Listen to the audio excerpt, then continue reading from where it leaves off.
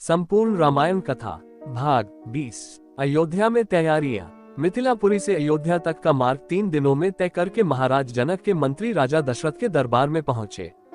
रत्नजटित सिंहासन पर विराजमान महाराज दशरथ का सादर अभिवादन करने के पश्चात मिथिला के मंत्री ने कहा, हे राजन, मिथिला नरेश ने आपका कुशल समाचार पूछा है और महर्षि विश्वामित्र की आज्ञा से उन्होंने आपके पास ये संदेश भेजा है कि समस्त संसार को ज्ञात है कि मिथिला के राजा जनक की पुत्री सीता अत्यंत रूपवती, लावण्यमयी एवं समस्त सद्गुणों से संपन्न है। राजा जनक ने अपने यहाँ एक यज्ञ किया था। उसमें उन्होंने ये प्रतिज्ञा की थी कि जो कोई भी भगवान शंकर के विख्यात धनुष पिनाक पर प्रत्यंचा चढ़ा देगा उसके साथ वे राजकुमारी सीता का विवाह कर देंगे। उस यज्ञ में महामुनि विश्वामित्र राम और लक्ष्मण दोनों राजकुमारों के साथ जनकपुरी पधारे। राम ने धनुष पर प्रत्यंचा ही नहीं चढ़ा दी, बल्कि उस धनुष के 2 टुकड़े भी कर दिए। इस प्रकार उन्होंने अपने अद्वितीय पराक्रम से सीता को प्राप्त कर लिया है। अतः राजा जनक ने आपसे सादर अनुरोध करते हुए ये संदेश भेजा है कि आप अपने समस्त परिजनों, बंधु बांधवों, मंत्रियों एवं पुरोहितों तथा गुरु वशिष्ठ के साथ शीघ्र बारात लेकर मिथिला पधारने की कृपा करें, ताकि राजकुमार श्री रामचंद्र के साथ सौभाग्यकांक्षिणी सीता का विवाह वैदिक रीति से संपन्न हो सके और मिथिलेश कन्या के ऋण से उऋण हो सके। इस शुभ संदेश को सुनकर महाराज दशरथ अत्यंत प्रसन्न हुए। राम लक्ष्मण की कुशलता एवं अद्भुत पराक्रम का समाचार सुनकर उनका हृदय विभोर हो गया।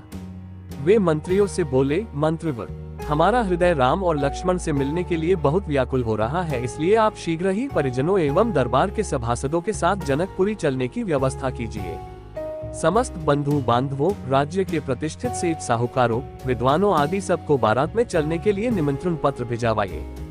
सेनापति जी से कहिए कि वे शीघ्र चतुरंगिनी सेना को तैयार होने का आदेश दें। यदि संभव हो तो ऐसी व्यवस्था कीजिए कि हम सब लोग कल ही प्रस्थान कर सके, क्योंकि हमारे समधी मिथिला नरेश ने हमसे बहुत शीघ्र मिथिलापुरी पहुंचने का आग्रह किया है। साथ ही परम पूज्य राजगुरु वशिष्ठ जी, वामदेव, जाबाली, कश्यप, मार्कंडेय, महर्षि कात्यायन आदि ऋषि मुनियों से भी ये प्रार्थना करें कि वे कल प्रातःकाल ही हम लोगों के चलने से पहले ही जनकपुरी के लिए प्रस्थान कर जाएं।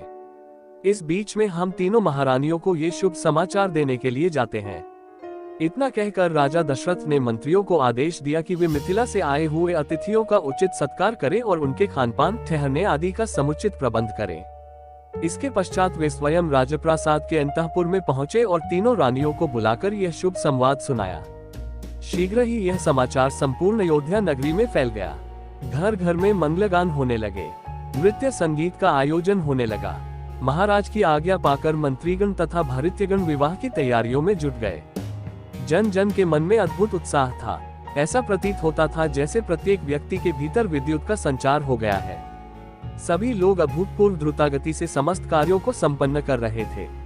अर्धरात्रि होते होते चलने की सारी तैयारियां पूर्ण हो गईं और दूसरे दिन दल बल के साथ राजा दशरथ रवाना हो गए। 4 दिनों तक चलने के पश्चात बारात मिथिलापुरी पहुंची। ये ज्ञात होते ही कि अयोध्या नरेश ऋषि मुनियों, मंत्रियों, परिजनों एवं अपनी संपूर्ण मंडली के साथ नगर के निकट आ पहुंचे हैं। मिथिला नरेश जनक अपने मंत्रियों, पुरोहित, मुनियों, विद्वानों आदि को साथ लेकर उनकी अगवानी के लिए नगर के मुख्य द्वार पर जा पहुंचे। उन्होंने बड़े आदर के साथ राजा दशरथ की अभ्यर्थना करते हुए कहा, हे नृपश्रेष्ठ, आपके दर्शन करके मैं कृतज्ञ हुआ और आपके पदार्पण करने से जनकपुरी की भूमि धन्य हुई। आपने सीता को अपनी कुलवधू के रूप में स्वीकार करके मेरे वंश को सम्मानित किया है। यह मेरा सौभाग्य है कि आज मिथिलापुरी में महर्षि वशिष्ठ, वामदेव, मार्कंडेय एवं कात्यायन जैसे परम तपस्वी महात्माओं के चरण पड़े हैं। मैं नहीं समझ पा रहा हूँ कि इस असाधारण सम्मान को पाकर किस प्रकार अपने भाग्य की सराहना करूं। इस प्रकार समस्त आगत महानुभावों का सत्कार करके महाराज दशरथ को उनके साथ आए हुए ऋषि मुनियों, बंधु बांधवों, मंत्रियों एवं सैनिकों को जनवासे में ठहराने की उचित व्यवस्था की। जनवासे में राजा दशरथ बहुत देर तक मुनि विश्वामित्र और अपने दोनों पुत्रों के साथ बैठे हुए उनके कृत्यों और पराक्रम का विवरण सुनते रहे। इस विवरण को सुनकर कभी वे आनंद से रोमांचित हो जाते, कभी आश्चर्य से दांतों तले उंगली दबाने लगते और कभी प्रशंसा से अपने राजकुमारों की पीठ थपथपाने लगते। बातचीत करने के पश्चात भोजनादि से निवृत्त होकर वे विश्राम करने चले गए। संपूर्ण रामायण कथा भाग 21। विवाह पूर्व की औपचारिकताएं। महाराज जनक के कनिष्ठ भ्राता कुशध्वज सांकाश्यपुरी में रहकर राज्य का प्रबंध किया करते थे। सीता के विवाह का समाचार पाकर महाराज वे भी सांकाश्यपुरी से मिथिला आ गए। अपने अग्रज महाराज जनक तथा गुरु शतानंद जी को प्रणाम करने के पश्चात वे बोले, हे भ्राता, अयोध्यापति पधार चुके हैं, इसलिए अब विवाह संबंधी कार्यों का शुभारंभ कर देना चाहिए। इस पर जनक जी ने शतानंद जी से कहा, हे गुरुवर, भाई कुशध्वज के कहने के अनुसार हमें शुभ रीतियों और विधि विधानों के अनुसार कार्य प्रारंभ करना चाहिए। अतः आप शीघ्र जाकर अयोध्यापति महाराज दशरथ को राजकुमारों सहित आदर पूर्वक यहाँ लिवा लाइए। शतानंद जी जनवासे में महाराज दशरथ के पास पहुँचे और उनसे आदर पूर्वक बोले, महाराजाधिराज, मिथिला नरेश महाराज जनक अपने कनिष्ठ भ्राता कुशध्वज परिजनों एवं समस्त मंत्रियों के साथ आपके दर्शनों के लिए उत्सुक हैं और अपने दरबार में आपकी प्रतीक्षा कर रहे हैं। इसलिए आप अपने मंत्रियों सहित पधार कर उन्हें कृतार्थ कीजिए। राजा जनक का संदेश पाकर राजा दशरथ गुरु वशिष्ठ, मंत्रियों एवं राजकुमारों के साथ वहां पहुंचे जहां राजा जनक उनकी प्रतीक्षा कर रहे थे। मिथिलापति ने खड़े होकर उन सब का स्वागत किया और उन्हें बैठने के लिए यथोचित स्थान प्रदान किया। जब सब अपने अपने स्थानों पर विराजमान हो गए तो इक्ष्वाकु वंश के गुरु वशिष्ठ जी ने राजकुमारों का गोत्र पढ़ना प्रारंभ किया, जो इस प्रकार था। आदि रूप स्वयंभू ब्रह्मा जी से मरीचि का जन्म हुआ। मरीचि के पुत्र कश्यप हुए। कश्यप के विवस्वान और विवस्वान के वैवस्वत मनु हुए। वैवस्वत मनु के पुत्र इक्ष्वाकु हुए। इक्ष्वाकु ने अयोध्या को अपनी राजधानी बनाया और इस प्रकार इक्ष्वाकु कुल की स्थापना की। इक्ष्वाकु के पुत्र कुक्षी हुए। कुक्षी के पुत्र का नाम विकुक्षी था। विकुक्षी के पुत्र बाण और बाण के पुत्र अनरण्य हुए। अनरण्य से पृथु और पृथु से त्रिशंकु का जन्म हुआ। त्रिशंकु के पुत्र धुंधुमार हुए। धुंधुमार के पुत्र का नाम युवनाश्व था। युवनाश्व के पुत्र माधाता हुए और माधाता से सुसंधि का जन्म हुआ। सुसंधि के दो पुत्र हुए, ध्रुवसंधि एवं प्रसेनजित। ध्रुवसंधि के पुत्र भरत हुए। भरत के पुत्र असित हुए और असित के पुत्र सगर हुए। सगर के पुत्र का नाम असमंज था। असमंज के पुत्र अंशुमान तथा अंशुमान के पुत्र दिलीप हुए। दिलीप के पुत्र भागीरथ हुए। इन्हीं भागीरथ ने अपनी तपोबल से गंगा को पृथ्वी पर लाया। भागीरथ के पुत्र ककुत्स्थ और ककुत्स्थ के पुत्र रघु हुए। रघु के अत्यंत तेजस्वी और पराक्रमी नरेश होने के कारण उनके बाद इस वंश का नाम रघुवंश हो गया। रघु के पुत्र प्रवृद्ध हुए, जो एक शाप के कारण राक्षस हो गए थे। इनका दूसरा नाम कलमाशपाद था। प्रवृद्ध के पुत्र शंखन और शंखन के पुत्र सुदर्शन हुए। सुदर्शन के पुत्र का नाम अग्निवर्ण था। अग्निवर्ण के पुत्र शीघ्रग और शीघ्रग के पुत्र मरु हुए। मरु के पुत्र प्रशुश्रुक और प्रशुश्रुक के पुत्र अम्बरीश हुए। अम्बरीश के पुत्र का नाम नहुष था। नहुष के पुत्र ययाति और ययाति के पुत्र नाभाग हुए। नाभाग के पुत्र का नाम अज था। अज के पुत्र दशरथ हुए और दशरथ के ये चार पुत्र रामचंद्र, भरत, लक्ष्मण तथा शत्रुघ्न हैं। इक्ष्वाकु कुल का वर्णन करने के पश्चात वशिष्ठ जी ने कहा, हे राजन, अब आप भी अपनी वंश परंपरा का परिचय दीजिए, क्योंकि विवाह जैसे मांगलिक अवसरों पर दोनों ही कुल अपने अपने वंश का परिचय देते हैं। महाराज जनक बोले, महर्षि, आपने सर्वथा उचित बात कही है। अब मैं भी अपने कुल का परिचय देता हूँ। प्राचीन काल में निमि नामक एक धर्मात्मा राजा थे। उनके मिथि नामक पुत्र हुआ, जिन्होंने मिथिला बसाए। मिथि के पुत्र का नाम जनक था। उन्हीं के नाम पर मिथिला के राजा लोग जनक कहलाते हैं। जनक के पुत्र उदावसु और उदावसु के पुत्र नंदिवर्धन हुए। नंदिवर्धन के पुत्र का नाम शूरवीर था। शूरवीर के पुत्र सुकेतु और सुकेतु के पुत्र देवरात हुए। देवरात के पुत्र का नाम बृहद्रथ था। बृहद्रथ के पुत्र महावीर और महावीर के पुत्र सुधृति हुए। सुधृति के पुत्र का नाम धृष्टकेतु था। धृष्टकेतु के पुत्र हर्यश और हर्यश के पुत्र मरु हुए। मरु के यहाँ प्रतींधक की उत्पत्ति हुई। प्रतींधक के पुत्र कीर्तिर्थ, कीर्तिर्थ के पुत्र देवमीर, देवमीर के पुत्र विबुध और विबुध के पुत्र महींद्रक हुए। महींद्रक के पुत्र का नाम कीर्तिर्थ था। कीर्तिर्थ के पुत्र महारोमा, महारोमा के पुत्र स्वर्णरोमा और स्वर्णरोमा के पुत्र ऋस्वरोमा हुए। ऋस्वरोमा के दो पुत्र हुए। उनमें से बड़ा मैं हूँ और मुझसे छोटा कुशध्वज है। हम दोनों भाई इसी प्रदेश में रहकर राजकाज संभालते थे। कुछ काल पहले सांकाश्य के पराक्रमी राजा सुधन्वा ने मिथिला पर आक्रमण कर दिया। वह चाहता था कि मैं सीता का विवाह उसके साथ कर दूं। मैंने उसकी मांग पूरी नहीं की, इसलिए उसके साथ मेरा युद्ध हुआ, जिसमें सुधन्वा मेरे हाथ से मारा गया। तब से मेरा कनिष्ठ भ्राता कुशध्वज सांकाश्य पर शासन करता है और मैं मिथिला पर। मैं अपनी बड़ी पुत्री सीता का विवाह राजकुमार रामचंद्र के साथ और छोटी पुत्री उर्मिला का विवाह उनके कनिष्ठ भ्राता लक्ष्मण के साथ करना चाहता हूँ। मैं 3 बार इस बात को दोहराकर अपनी दोनों कन्याएं आपको वधुओं के रूप में समर्पित करता हूँ।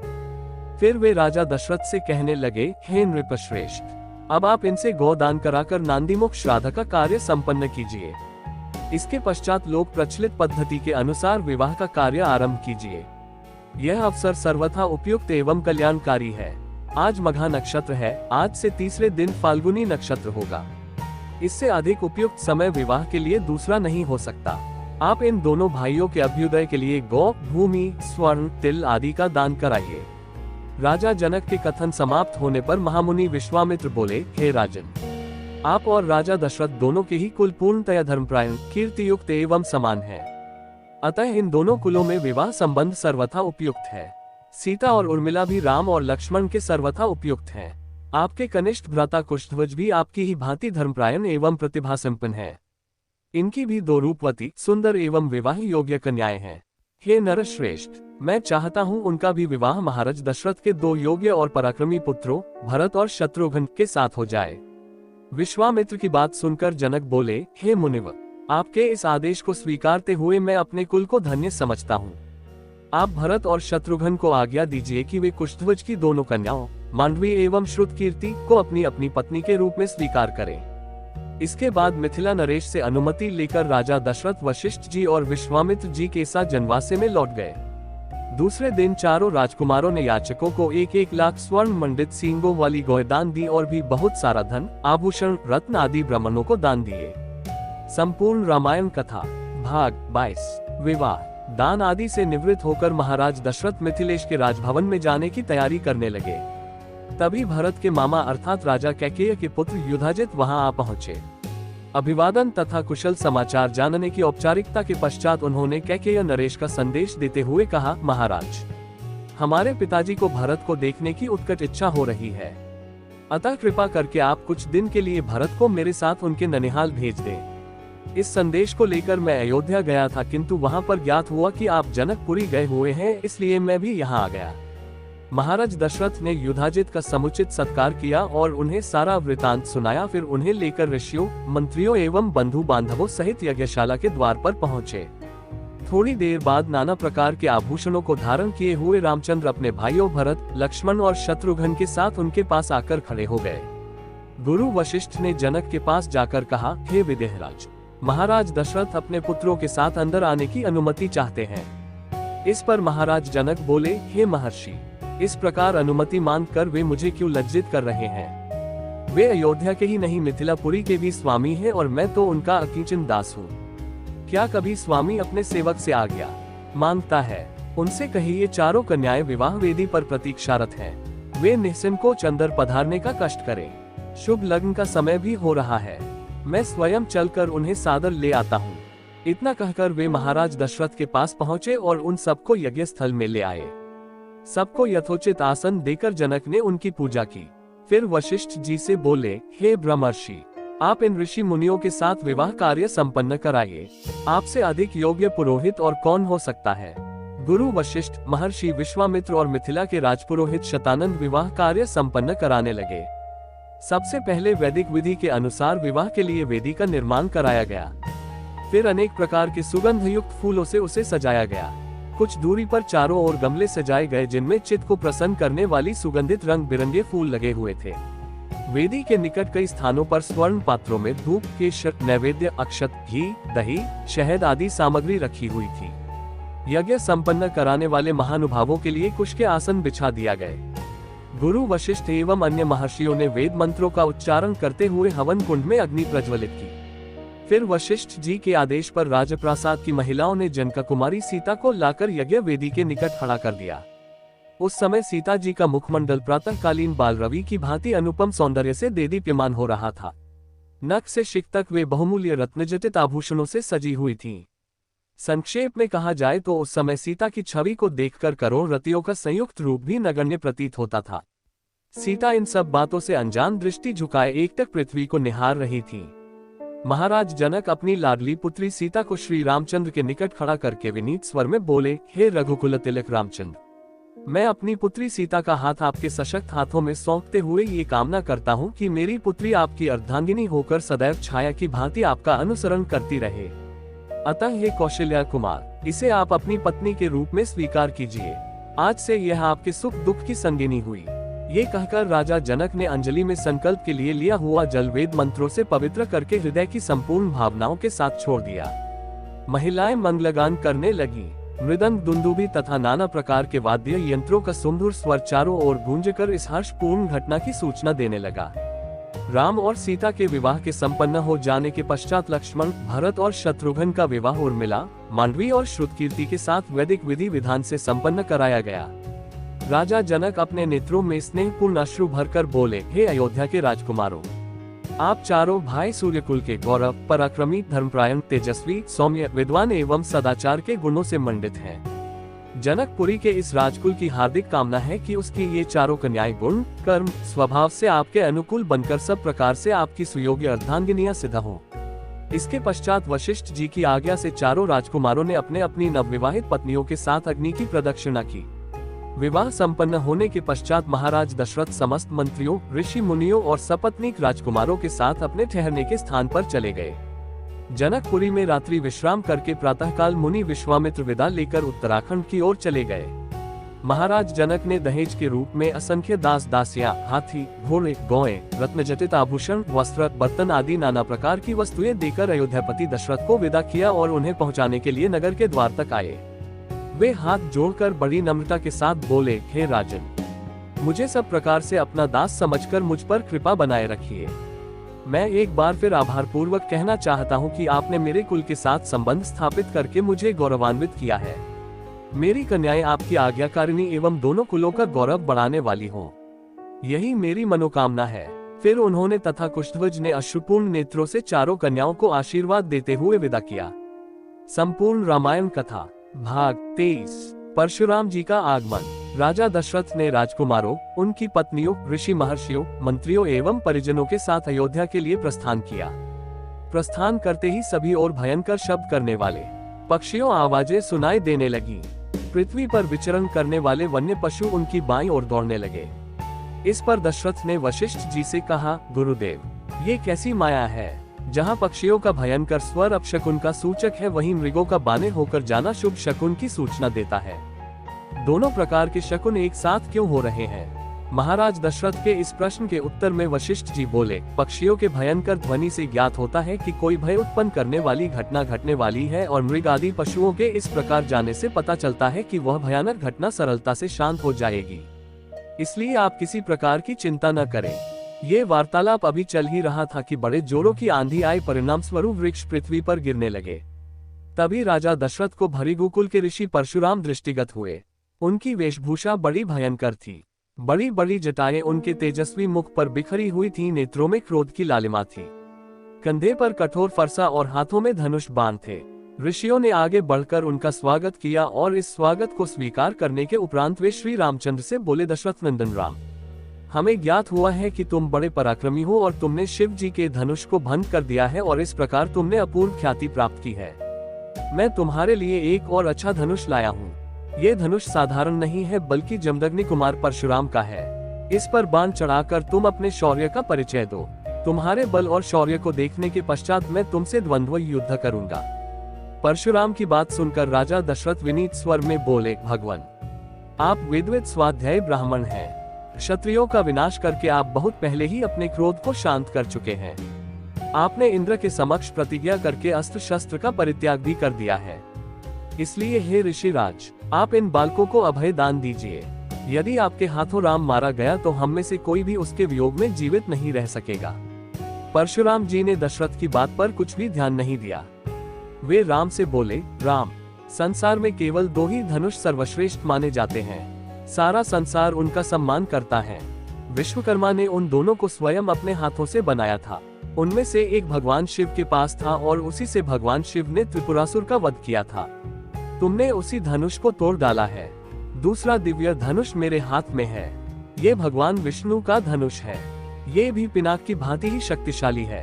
एक बार शिव और विष्णु में भयंकर युद्ध हुआ। विष्णु को देवताओं ने श्रेष्ठ मानकर शांत किया। शांत होने पर विष्णु ने भृगुवंशी ऋचिक मुनि को धरोहर के रूप में वह धनुष दे दिया। अपने पूर्व पुरुषों से यह धनुष मुझे प्राप्त हुआ है। अब तुम एक क्षत्रिय के नाते इस धनुष को लेकर इस पर बाण चढ़ाओ और सफल होने पर मेरे साथ द्वंद्व युद्ध करो।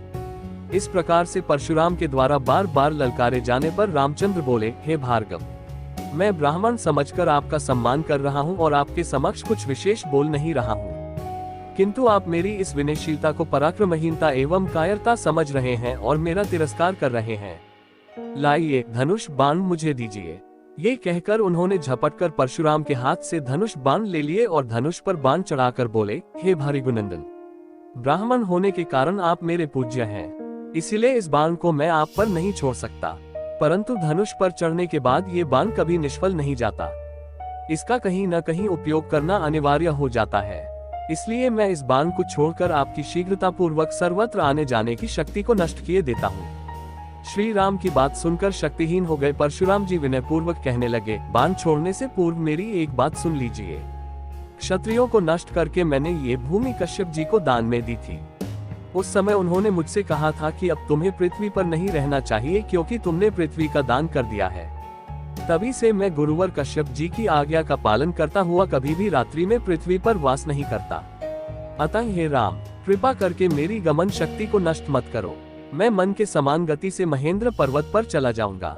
मुझे ज्ञात है कि इस बाण का प्रयोग निष्फल नहीं जाता, इसलिए आप इस बाण के द्वारा उन अनुपम लोकों को नष्ट कर दे जिन पर मैंने अपनी तपस्या से विजय प्राप्त की है। आपने जिस सरलता से इस धनुष पर बाण चढ़ा दिया है, उससे मुझे विश्वास हो गया है कि आप मधु राक्षस का संहार करने वाले साक्षात विष्णु हैं।